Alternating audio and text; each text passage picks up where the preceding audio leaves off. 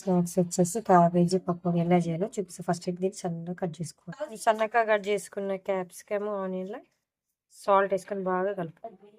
కొంచెం జీలకర్ర, గరం మసాలా, పసుపు, లైట్గా కారం, కొద్దిగా కసూరి మెంతి నలిపి వేసుకోవాలి. ఎంత బాగా మిక్స్ చేసుకోవాలి. కొంచెం అల్లం వెల్లిపాయ, 2 టేబుల్ స్పూన్ కార్న్ఫ్లవర్,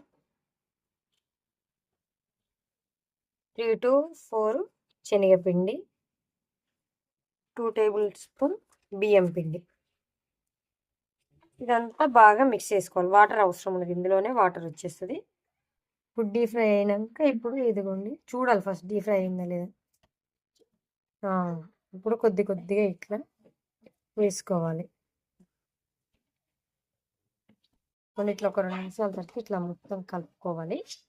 ఎందుకంటే అంటుకోకుండా దానికే ఉంటాయి. ఇప్పుడు ఇంకా డీప్ ఫ్రై అయిపోయినాయి, ఇంత తీసేసుకోవడం సింపుల్.